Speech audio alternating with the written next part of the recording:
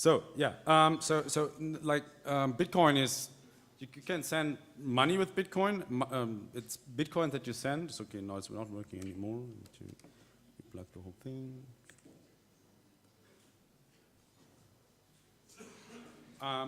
Yeah, so but it's a little bit more complicated than using an online account, so for online banking and such stuff. So what I wanted to show you first is what a usual Bitcoin wallet looks like. If the Beamer at some point will choose the right input, I can do so. So this is one of my wallets.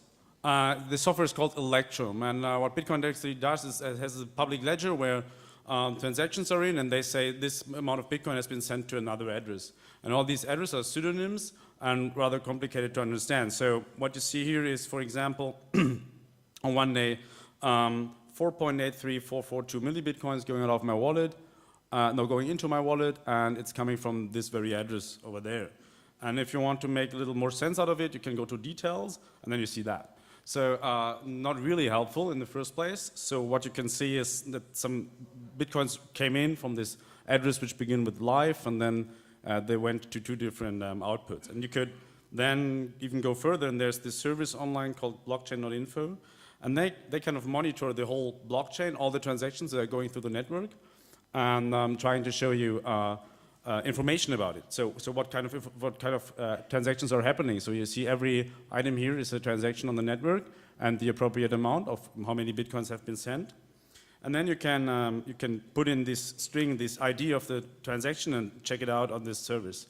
And this is what you will get. So you'll get even more technical details, but you still don't know who sent me the Bitcoins, what were they for, and so on and whatnot. So this is what we want to change with Coyno. We want to give a kind of bookkeeping and also wallet analytics tool, a little bit like mint.com for Bitcoin, so that Bitcoiners finally can make sense out of their transaction.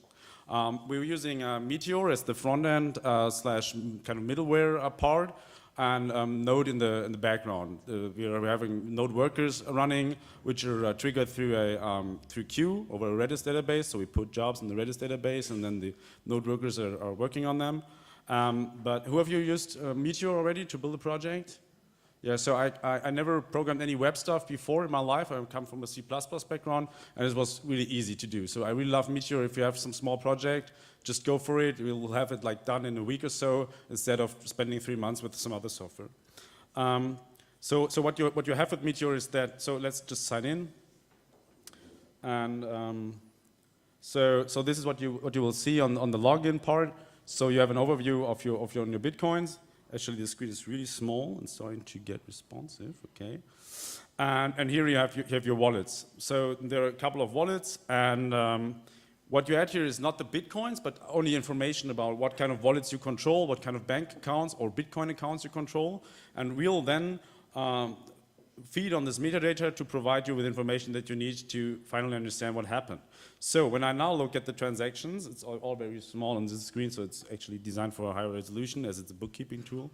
But what you can see here is that whenever a transaction happened, like on Friday the 6th February, you see that it was sent from your phone to an external source. And you can also see transactions that happen between your own wallets. So usually wouldn't be able to distinguish between a transaction that goes out of your holdings or to another of your devices. So this is also that's something we build up and which is happening today. And so if you now want to add another wallet, then you'd go to wallets, and you need to put in the kind of root data to generate the public keys that transactions are going to. So you can extract this from most of the wallets in a convenient way. We have guides for all of them. You copy the public seed data, which is this beautiful token over here. You can also scan this QR code if you want, but we're not on mobile yet, so you have to find another service then who does that. There is none, just for your information.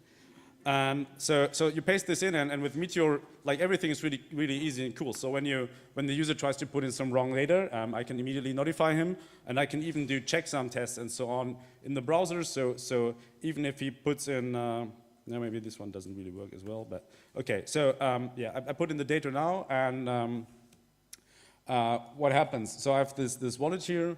It shows 0 Bitcoin. And this is a little disappointing. But we just need to wait for the server to process the data. He's fetching now all the transactions that are related to this wallet from the database, the public database, the blockchain, and now he has all the transfers in there and can show the accurate balance, and will also show in the transfers view transfers from this new wallet. Not to go too much into detail, but the point is that on the client side, I just have the same Mongo database as I have on the server.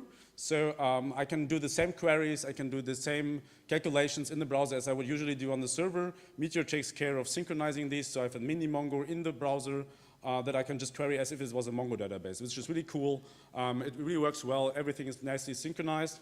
And for maybe some of you who want to know a little bit more about what we do in the back end, I don't know whether this still works, I tried it out, but so to the left I have the logs. This is the log of the Meteor app, the lower one, and this is the log of the node service that is running with these workers that I spoke of.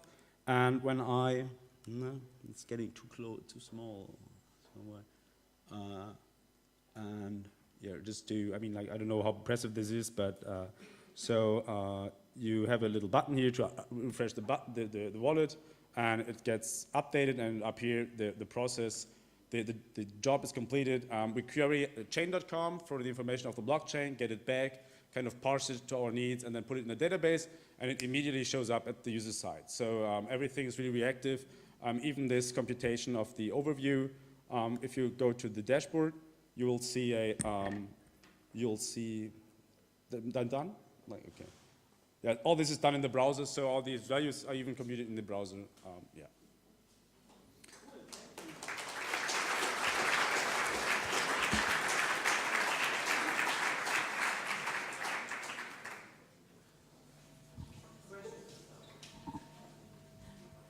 Yeah, I'm happy to answer whatever, like Meteor, Node, or Bitcoin. And I know it's a rather techie topic, but I thought it's a techie topic too. So. Yeah. Come on, guys. Yes, please.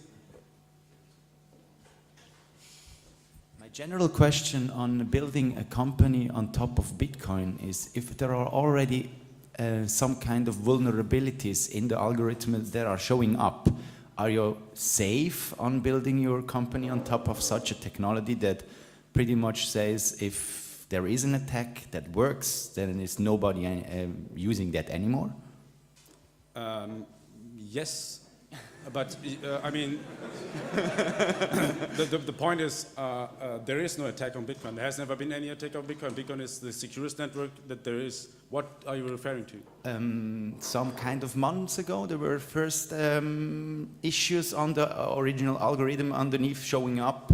And I think there is even some kind of proof of concept. Okay, so this is actually not really the case. But no, we can discuss later if you want.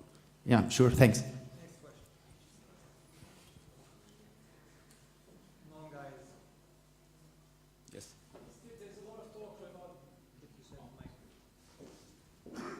There's a lot of talk on Bitcoin, basically the interesting bit being blockchain. Can you tell us a little bit about what's your experience with perhaps using blockchain approach outside the finances use cases? Are you looking into that at all? Yeah. I do it personally, so whenever I have a good idea, I do a PDF, build a hash of that, and put it in the blockchain, so you can put arbitrary data in the blockchain as long as it's not exceeding some size. So I have kind of proof of ownership of idea. Whenever somebody comes later with the idea, I can say I had it at that point, here's the PDF, that's the hash, and there it is in the blockchain. So this kind of time-stamping mechanism, notary function, is of course in the blockchain. We might also use this at some point, but today we think that Bitcoin is mainly used as a means of payment, and that's what our service will be built for. In the end, there are other projects that are very promising also on the blockchain as notary, DNS services, and so on. More questions? It's a very shy audience. Yeah, I see that. All right, thanks a lot.